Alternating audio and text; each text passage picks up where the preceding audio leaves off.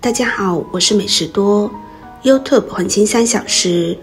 如果是我的铁粉，请给我一个 like。第一次看我的视频，请您静悄悄地给我一个 like。呼吸系统当中最关键的部位就是肺。平常呢，我们见到很多人不停地咳嗽，心肺功能在人体里面尤为重要。一个心肺功能好的人，往往能够有效地进行体力活动，以及不会轻易地感到疲倦。根据最新的研究表明称，心肺功能越好的人越会长寿。古代先贤给我们留存下来很多健身功法，效果显著。今天就跟大家分享一套源自达摩易筋经的甩手功，对于高血压、糖尿病、心脏不好、心肺功能弱的人来说，有很好的保健作用。中医认为，在气血快速流通的作用下，一些坏死的细胞、体内的垃圾就会被排出人体。而从现代医学角度来说，甩手时可使全身的肌肉松弛，扩张胸肺，增加血液循环，血液就会加速的顺畅流通全身，给我们的健康带来很多的好处。下面我们就来学习一下。第一个动作，平行甩。首先双腿分开，与肩同宽，自然站立，双手手心朝下，向上平举，用肩膀的力量带动手臂向下甩到身后最大的幅度，然后再回来，就像是荡秋千一样，双腿的膝盖随着身体的律动自然的弯曲，给身体带来更多的惯性。保持呼吸自然，不要刻意用力，往后甩抬到舒服的位置，用惯性再把手甩回胸前，双手轻松的打直，保持平衡。平手操是传统甩手操中最经典的动作，坚持每天练习平甩操，可以调动全身的肌肉，可达到加速气血循环、全身通达的效果。第二个动作叫做合甩，我们还是自然站立，双腿分开，与肩同宽，双臂伸手，手心朝下，甩我们的肩膀，带动手臂的力量向下甩，双臂以前以后交叉在身前，同样膝盖也是随着肩膀的甩动，自然的律动要依靠更多的惯性来进行。甩手，左手在前或者右手在前都可以，连续甩动100下。注意初次练习时甩动的角度可以小一点，久练之后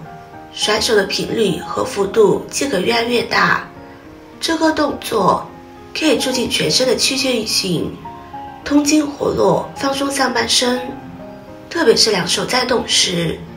活络整个上半身的肌肉，进而带动上半身的经脉、气血血管的舒张收缩，神经的调控，淋巴的流动。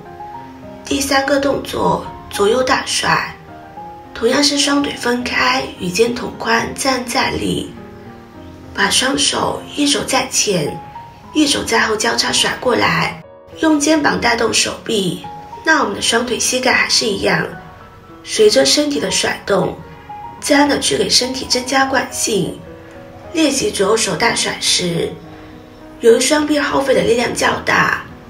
对身体血液循环的要求也不断提高。多多练习，能让你的心脏得到更好的锻炼。这套甩手操3个动作，你可以每个动作每天各做3到5分钟，那么一共15分钟，可以感觉到哪个动作做起来更加的舒服，对自己效果更好，那我们就可以单独的做它一个动作，每天做15分钟。甩手功通过拉伸我们的手腕、手掌、足跟及膝部等12条经脉，促进身体气血的循环通畅，加强身体各器官的功能和新陈代谢，从而起到增加体质的作用。根据实验证明，甩手运动能使大脑在有节奏的兴奋和抑制中，增强人体大脑内咔嗒的产生，从而达到镇静安神。稳定情绪的功效。甩手过程中能够积极的活动筋骨，有助于人体手三阴经络气血的循环与通畅，对心肺健康十分的有益。练习甩手操能够促进肘关节以及膝关节的活动，以及手臂的震动。一些肩膀酸痛的人在坚持正确甩手一段时间之后，疼痛也能够得到一定的缓解。甩手操对我们的身体好处多多，同时练习起来也十分的简单，尤其对于中老年人和久坐的人群，更是以坚持锻炼1个月，相信你也能够达到气血通畅，改善体质的良好养生效果。甩手功坚持下来，对于养生保健有更多意想不到的效果。但是也要提醒大家，